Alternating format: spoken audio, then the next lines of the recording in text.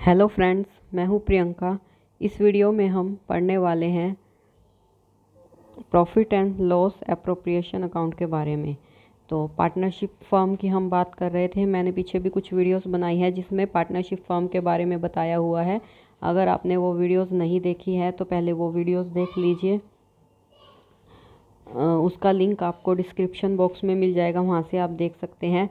तो profit and loss appropriation account जो है वो पार्टनरशिप फर्म में बनाया जाता है।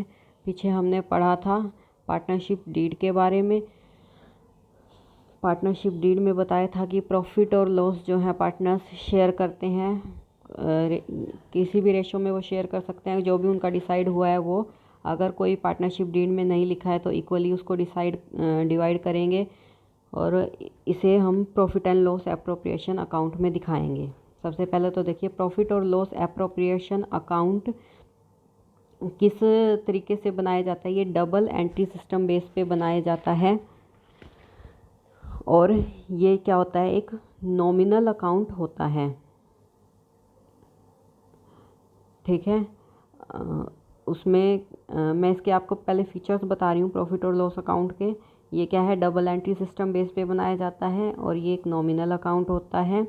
ये क्या है, प्रॉफिट एंड लॉस अकाउंट के तुरंत बाद बनाया जाता है, या ये कह सकते हैं कि ये P&L अकाउंट का एक्सटेंशन ही है और ये पार्टनरशिप फॉर्म में ही बनाया जाता है। ठीक है।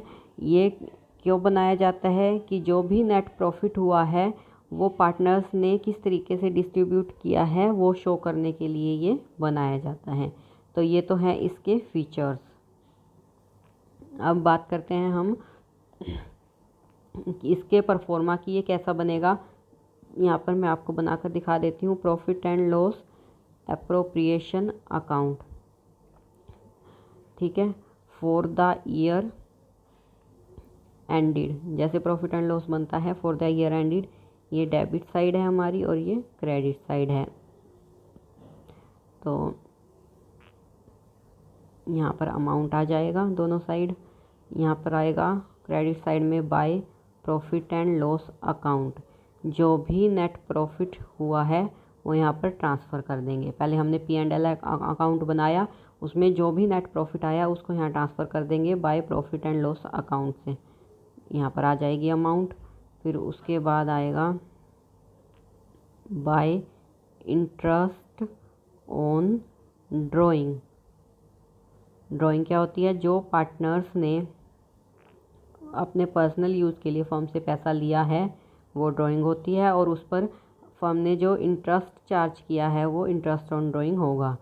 जैसे मान लीजिए दो पार्टनर हैं A और B, उनकी ड्राइंग यहाँ पर आ जाएगी क्रेडिट साइड में। फिर डेबिट साइड में क्या क्या आएगा, to salaries of partners. Partner को अगर कोई सैलरी दी है तो वो, क्योंकि फर्म के लिए खर्चा है इसलिए वो डेबिट साइड में आ जाएगा, यहाँ पर उसका अमाउंट आ जाएगा। देन नेक्स्ट है to commission to partners. Partners को अगर कोई कमीशन दिया है तो वो डेबिट साइड में आ जाएगा।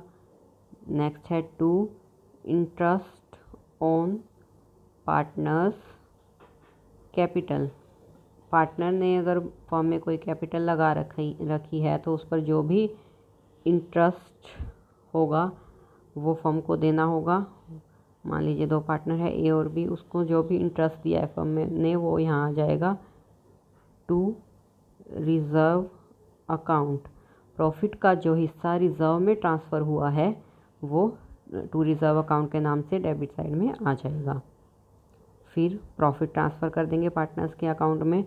Profit transfer to A's capital, B's capital.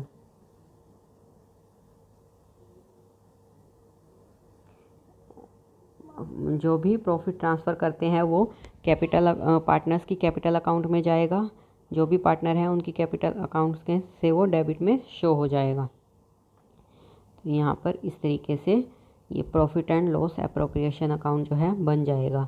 जो भी फर्म के खर्चे हैं वो डेबिट साइड में आ जाएंगे और प्रॉफिट एंड लॉस से जो भी नेट प्रॉफिट आया है वो क्रेडिट साइड में ट्रांसफ़र हो जाएगा। और अगर फर्म ने कोई ड्राइंग पे इंटरेस्ट चार्ज किया है पार्टनर्स से तो वो भी क्रेडिट साइड में आ जाएगा। बाकी का जो भी बचेगा खर्चे काटने के बाद प्रॉफिट, वो पार्टनर्स की कैपिटल अकाउंट में ट्रांसफ़र कर दिया जाएगा। चलिए अब एंट्रीज देख लेते हैं। जो नेट प्रॉफिट ट्रांसफ़र किया profit and loss appropriation account में, उसकी क्या एंट्री होगी? Profit and loss account debit to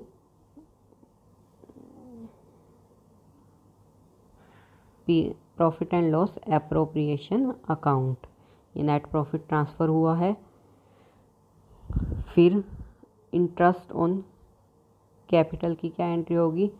अगर पार्टनर्स की कैपिटल पर कोई इंटरेस्ट दिया है फर्म ने तो उसके लिए क्या होगा? जब इंटरेस्ट अलाउ करते हैं तो देखिए क्या एंट्री होगी? Interest on capital account debit to partners capital account.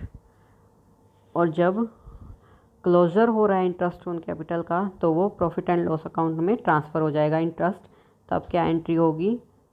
Profit and loss appropriation account debit to interest on capital.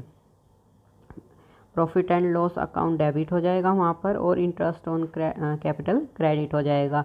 अभी हमने प्रॉफिट एंड लॉस एप्रोप्रिएशन के परफॉर्मा में देखा था डेबिट साइड में इंटरेस्ट ऑन कैपिटल आ गया था। देन नेक्स्ट एंट्री है इंटरेस्ट ऑन ड्राइंग अकाउंट। जब चार्ज किया इंटरेस्ट फर्म ने तो क्या एंट्री होगी? पार्टनर्स कैपिटल अकाउंट डेबिट कर दिया to interest on drawing.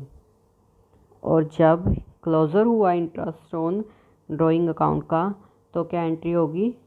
Interest on drawing account debit हो जाएगा, ड्राइंग अकाउंट हो जाएगा debit to profit and loss appropriation account. ठीक है। नेक्स्ट है हमारे पास सैलरी है या कमीशन पेबल है पार्टनर्स को, तो क्या एंट्री होगी? पार्टनर्स सैलरी अकाउंट या फिर commission account debit to partners capital account. ठीक है। और जब क्लोजर होगा सैलरी या कमीशन अकाउंट का तो एंट्री क्या हो जाएगी?